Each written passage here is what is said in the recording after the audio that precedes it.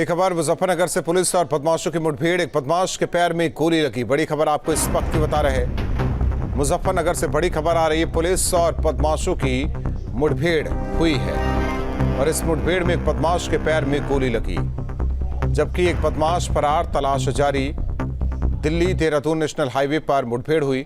जख्मी बदमाश आजिम पर लूट और चोरी की 9 केस दर्ज। तो तस्वीरें मुठभेड़ के दौरान की आपको दिखा रहा है। जिस तरीके से बदमाश को मुठभेड़ के बाद गिरफ्तार किया गया, उसे पैर में गोली लगी। तो मुजफ्फरनगर की तस्वीर आपको दिखा रहे हैं। पुलिस और बदमाशों की मुठभेड़ हुई है। एक बदमाश के पैर में गोली लगी, जिसे पकड़ा गया। कानपुर में न्यूज स्टेट की खबर का असर हुआ है। बुजुर्ग महिला की पिटाई का डीसीपी वेस्ट ने संज्ञान लिया है। तो बड़ी खबर, कानपुर में न्यूज स्टेट की खबर का असर हुआ है। बुजुर्ग महिला की पिटाई मामले का डीसीपी वेस्ट ने संज्ञान लिया। मामले की जांच एडिशनल डीसीपी को सौंपी गई है। कानपुर में एक बुजुर्ग महिला के साथ बेरहमी से पिटाई की गई। बुजुर्ग महिला का आरोप है कि उसके साथ पुलिस ने बुरी तरह मारपीट की। उसके साथ हुए सलूक के बारे में किसी को ना बताने की धमकी दी गई। इस बुजुर्ग महिला के साथ क्यों बेरहमी भरा सलूक किया गया, एक रिपोर्ट के जरिए समझिए।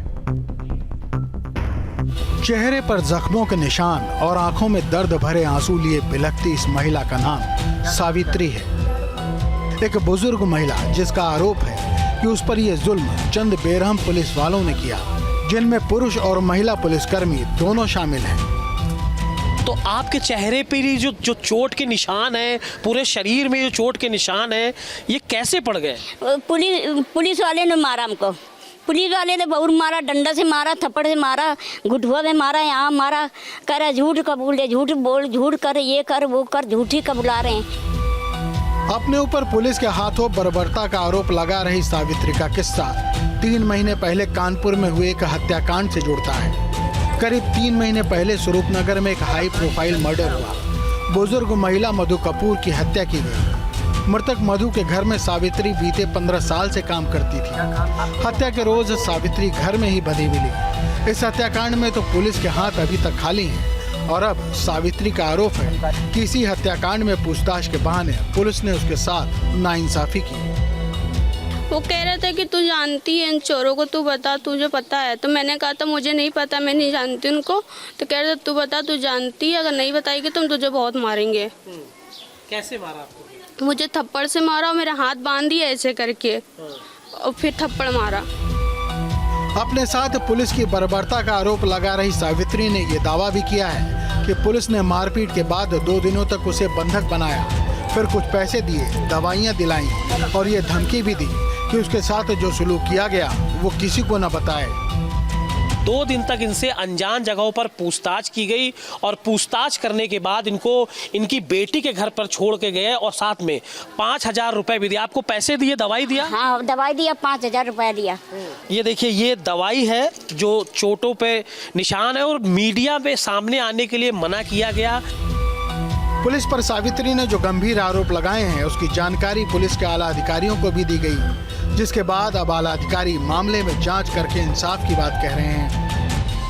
अभी कुछ पत्रकार मित्रों से ये समाचार मिला है कि पूछताछ के दौरान एक महिला से मारपीट की गई है। इस प्रकरण को संज्ञान में लेते हुए अगर पूछताछ के दौरान कहीं पर भी किसी से भी मारपीट की हो तो उसके ऊपर पूरी कार्रवाई की जाएगी। सावित्री के आरोप गंभीर हैं और आरोप के आधार पर पुलिस के आला अधिकारी जांच पड़ताल कर रहे हैं, लेकिन सवाल यही है कि क्या तफ्तीश के नाम पर पुलिस ने इंसानियत की हदें पार कर दी। अब देखना होगा कि सावित्री के गुनाहगारों को क्या सजा मिलती है। कानपुर से अमित सिंह के साथ टीम न्यूज स्टेट। ललितपुर में दर्दनाक सड़क हादसा हुआ है। ललितपुर से मेहरौनी की ओर जा रही बस बेकाबू होकर नाले में पलट गई। इस हादसे में 4 लोगों की मौत की खबर है, जबकि 30 से ज्यादा लोग जख्मी हुए। वहीं घायल लोगों में 2 की हालत नाजुक बनी है। मौके पर पुलिस की टीम पहुंची। जिला प्रशासन ने एम्बुलेंस की मदद से घायलों को अस्पताल में भर्ती कराया है। वहीं इस हादसे पर सीएम योगी ने दुख जताया है। सीएम ने अधिकारियों को घायलों के इलाज के निर्देश दिए हैं।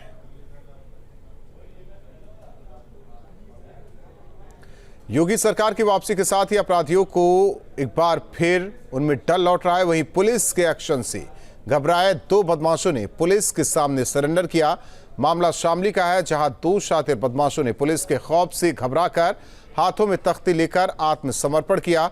वहीं सरेंडर करने वाले बदमाशों ने कभी कोई अपराध न करने की कसम खाई।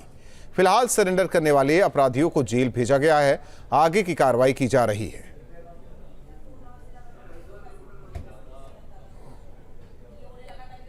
दो अभियुक्त जो कि काउ स्लॉटर एक्ट में वांटेड थे, इनके द्वारा थाने गढ़ीगुप्ता में आकर खुद आत्मसमर्पण किया गया है।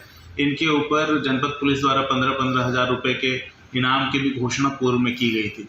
आज इनके द्वारा आत्मसमर्पण किया गया है। ये खुद गले में तख्ती लगाकर पुलिस के सामने आए हैं और अपना सरेंडर दिया है। मेरठ पुलिस ने अंतर्राष्ट्रीय मोबाइल चोर गिरोह के मास्टरमाइंड शरद गोस्वामी को गिरफ्तार किया है। पुलिस ने गैंग के 10 और लोगों को गिरफ्तार किया है। इस गिरोह के तार विदेश तक फैले हुए हैं। दिल्ली मेरठ में मोबाइल स्नेचिंग की वारदात को अंजाम देने वाले इस शातिर चोर के पास से करीब 2 करोड़ रुपए कीमत के चोरी के मोबाइल फोन, अवैध असलहा, 3 लाख की विदेशी शराब बरामद हुई है।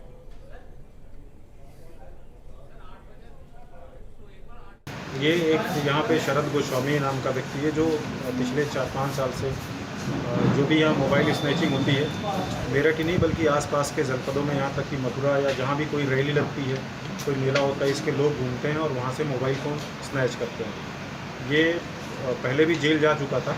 इसके बाद इसने अपना स्थान बदल दिया था। इसके ऊपर गैंगस्टर लगा था जिसमें इसकी संपत्ति कुर्क की गई थी। अब ये दूसरे राज्य में शिफ्ट कर गया था, लेकिन ऑपरेशनल एरिया इसका मेरठ, NCR और मथुरा, ये सारे ज़िले थे। इसके पास से 207 मोबाइल फ़ोन बरामद हुए हैं जिनकी कीमत लगभग 2.5 करोड़ रुपए है। प्रतापगढ़ के रहने वाले 5-5 लाख के 2 इनामी बदमाशों को पश्चिम बंगाल के सियालदा से गिरफ्तार किया गया। पकड़े गए लोगों का नाम सभापति यादव और सुभाष यादव है। ये दोनों अपराधी भाई हैं। वहीं जानकारी के मुताबिक सभापति यादव समाजवादी पार्टी से पूर्व ब्लॉक प्रमुख भी रहा है। सियालदा में हुई इस गिरफ्तारी के बाद पश्चिम बंगाल की पुलिस प्रतापगढ़ पुलिस को मामले की जानकारी दी, जिसके बाद पकड़े गए अपराधियों को आने वाले 3 से 4 दिन के अंदर वापस प्रतापगढ़ लाने की संभावना जताई जा रही है, जिनमें सभापति यादव पर प्रतापगढ़ में लूट डकैती समेत 41 आपराधिक केस और सुभाष यादव पर 29 मुकदमे दर्ज हैं। आसपुर देवसरा थाना क्षेत्र के विनयका गांव के सभापति यादव तथा सुभाष यादव, 2 अपराधियों पर 5-5 लाख रुपए का इनाम है शासन से। इस संबंध में उनकी तलाश जारी थी। सूचना प्राप्त हुई कि SRP सियालदा वेस्ट बंगाल में इनकी गिरफ्तारी हुई है। उच्चाधिकारियों ने मौखिक रूप से पुष्टि की है। इस संबंध में बृहद पूछताछ तथा वारंट भी बनवाने हेतु थाना पट्टी से विवेचक के साथ एक टीम रवाना की गई है। अग्रिम कार्रवाई साक्ष्य के आधार पर की जाएगी। प्रयागराज में मेट्रो दौड़ने का सपना आकार लेने वाला है। इसके सर्वे का काम 1 हफ्ते में शुरू हो जाएगा। सितंबर-अक्टूबर तक ट्रैक बनने का काम भी शुरू कर दिया जाएगा। प्रयागराज में लाइट मेट्रो चलाई जाएगी। इसके लिए 20 मेट्रो स्टेशन बनाए जाएंगे। प्रयागराज में भी मेट्रो दौड़ाने की तैयारी तेज हो गई है, लिहाजा अब आप गर्व से कह सकेंगे, I love Prayagraj. Sangam city में करीब 7,000 करोड़ की लागत से मेट्रो ट्रैक बनाने की योजना है। 1 हफ्ते के भीतर राइट्स और प्रयागराज विकास प्राधिकरण के टेक्निकल अधिकारी लाइट मेट्रो के लिए इसका सर्वे शुरू कर देंगे। तो हमारा CMP पे कार्रवाई पहले चल रही थी, तो अभी मुझे लगता है कि लगभग 1 महीने में हमारा प्लान रेडी हो जाएगा। और एक दूसरी संस्था है राइट्स, वो जिस प्लान के ऊपर कार्य करके जो हम उनको शेयर करेंगे, उसके ऊपर कार्य करके वो हमें DPR तैयार करके दे देंगे। तो मुझे लगता है कि पूरी की पूरी जो ये कार्रवाई है, ये हमें करीब 2 से 3 महीने के बीच में हम पूर्ण कर लेंगे। योगी सरकार ने जुलाई तक इसका DPR बनाने को कहा है। संगम सिटी में लाइट मेट्रो की शुरुआती संचालन 35 किलोमीटर में होगा।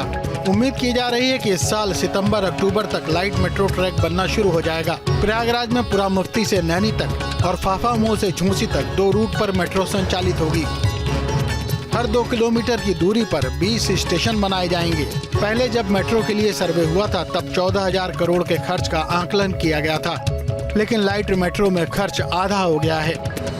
देखिए, अभी डीपीआर तो रेडी नहीं है। जो इनिशियल जो चर्चा हुई है, जो इनिशियल जो स्टडी में निकल के आ रहा है, संभवतः 35 से 40 किलोमीटर के बीच का स्ट्रेच रहेगा। 2 स्ट्रेच रहेंगे जो हम क्रॉस करेंगे एक दूसरे को, जो हमारे 4 साइड्स हैं उसको लेके।